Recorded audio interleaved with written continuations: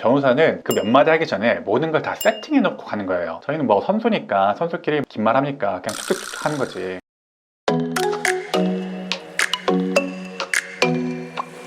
네, 안녕하세요. 실전 법률을 알려드리는 현변이고요. 제가 이번 주에 정말 좀 황당한 이야기를 하나 들었는데요. 지인이죠. 변호사가 아닌 친구가 이런 얘기를 하더라고요. 변호사 뭐 그까짓 거 판례만 외우고 있는 거 그 재판정에서 읊으면 되는 거 아니냐, 그런 게 주인 직업 아니냐, 이런 식의 얘기를 하는 거예요. 상당히 좀 황당했는데 남의 직업이 쉬워 보인다고 거기다 대고 제가 뭐라고 할 건 아니죠.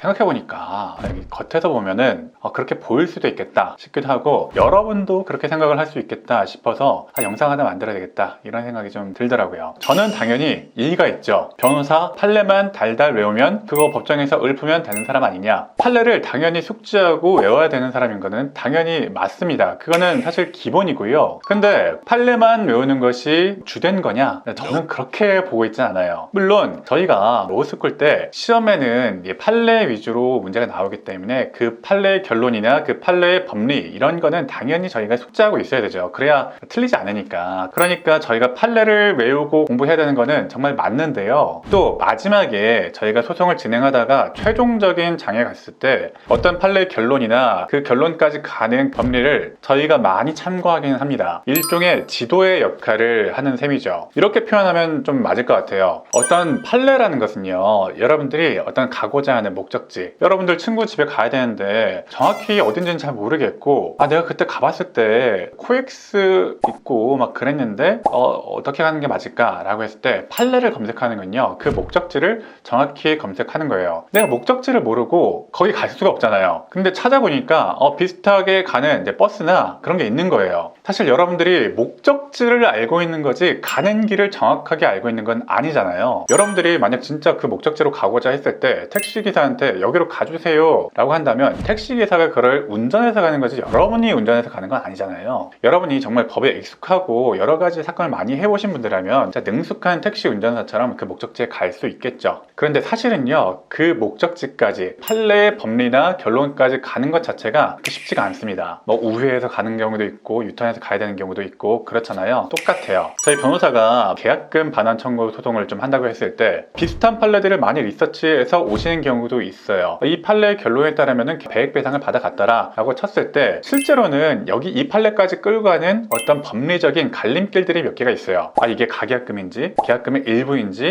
아니면 계약이 합의가 해지가 됐는지, 아니면 다른 변수는 없는지, 우회해야 되는 사정이나 유턴해야 되는 사정이나 직진해야 되는 상황이나 가속해야 되는 상황이나, 그것들이 다 있단 말이죠. 저희는 그런 우회전, 좌회전, 유턴 이런 것을 다 고려해서 여기까지 이렇게 가는 것이 최적이겠다라는 것을 세팅해서 실제 운전을 하는 거고요. 반면에 정말 판례만 알고 있는 거는 그 목적지가 대충 테헤란로 근처에 있더라, 이것만 알고 가는 것과 다를 바가 없어요. 저희는 예를 들어서 의뢰인분들이 어떤 판례들을 저희한테 쭈룩 주더라도 이거는 진짜 목적지가 안 되고 실제로는 이 판례가 적용되어야 되거나 이와 유사한 법리가 적용되어야 된다라고 해서 정확한 목적지를 설정도 하고 그에 갈 수 있도록 운전도 하는 거잖아요. 그러니까 이거는요, 사실은 차원이 좀 달라요. 여러분들이 그냥 카카오맵 열어가지고 여기가 내 목적지 근처인 갑다 하는 거하고 실제 거기에 도달하는 거는요, 진짜 차원이 다른 얘기거든요. 심지어 그게 여러 번 가본 길이 아니라 완전히 초행길을 내비게이션도 없이 그냥 물어 가야 되는 상황이면 정말 힘들 거예요. 뭐 재판 과정만 봤을 때 변호사가 법정에서 말을 많이 하거나 그런 경우는 많이 없는데, 그래서 이런 변호사의 역할이 뭐 쉬워 보일 수도 있을 것 같기는 해요. 하지만 제가 항상 얘기하지만 변호사는 그 몇 마디 하기 전에 모든 걸 다 세팅해 놓고 가는 거예요. 저희는 뭐 선수니까 선수끼리 긴 말 합니까? 그냥 툭툭툭 하는 거지. 그런 말이 있죠. 다른 그 사람이 하는 일이 좀 쉬워 보인다면 고수여서 그럴 가능성이 높다. 실제로 재판을 겪어보신 분들이라면 잘 아시겠지만 재판을 세팅하는 그 행위 자체가 정말 쉽지가 않을 거예요. 소장을 쓴다던가 뭐 청구 취지를 쓴다거나 아니면 그 송달을 보낸다거나, 보통 일반 분들은요, 일단 뭐 소장 쓰는 거 거기까지는 인터넷에 있는 정보를 통해 가지고 쓴다고 하더라도 송달 보내는 것부터 거기서 손을 들어버립니다. 그거는 법률사무소, 로펌에서 하는 아주 기초적인 작업인데도 불구하고 쉽게 하지 못하는 게 현실이에요. 법률사무소에서 하니까 가까워 보이고 이제 택시 타고 간 것처럼 쉬워 보이겠지만 아름아름해서 가려면 진짜 여러분들 발이 부르틀 겁니다.